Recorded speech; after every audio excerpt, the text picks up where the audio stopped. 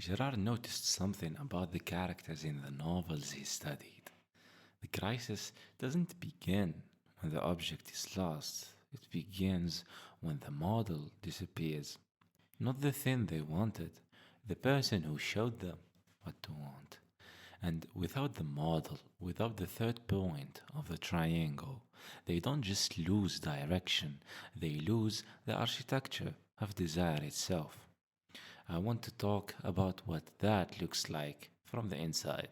And in Girard's framework, the mediator is not just a rival or a model, he is the source of the object's value.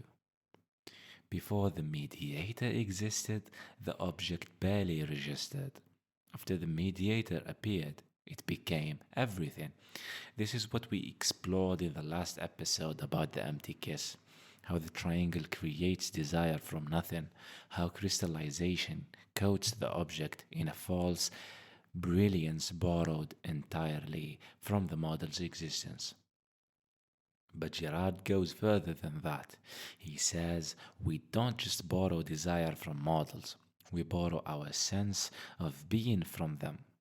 The model is the person whose desire, whose existence makes you feel your own existence is possible, whose success makes you believe success exists as a real category you could enter, whose recognition makes you feel recognized. When that person disappears, not just leaves, but ceases to be available, the hole they leave is not the size of a person, it's the size of everything they were standing in for. There is a reason every story about growth involves a mentor who disappears. Not just leaves, disappears, dies, is revealed as corrupt, becomes the obstacle. Because Girard would say the mentor's disappearance is the necessary crisis. You cannot become yourself while the model is still standing there, giving the self its shape. The crisis isn't punishment, it's the removal of the scaffolding. And the question that comes after, the one that has no clean answer, is who am I when the thing I was built around is gone? The underground man. The book of Dostoevsky has no model left. His resentment is the residue of models who failed him, or he failed to reach. Dostoevsky's point isn't that you shouldn't have had them. His point is that you can't stay inside the resentment forever. At some point, the scaffolding has to come down, and you have to find out what the structure holds on its own. The man in my dream didn't exist, but the year of conversations I imagined having with him, the things I wanted to say, the questions I needed someone to sit with, these existed.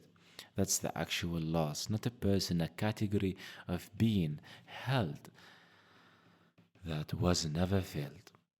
And I've been trying to fill it with everything since the channel, the writing, the theology, the systems, the girl whose eyes I can't remember anymore, but whose warmth I still can. All of it is a way of asking, is there anyone out there who can hold what I actually am? Girard says the answer can't come from the human model. Every human model will eventually disappear or become a rival or be revealed as hollow. That's not pessimism, that's just the structure of human desire, where it leaves you and whether there is a way out of it is what the next few episodes are of. Episode 6 is I kill people in my lies.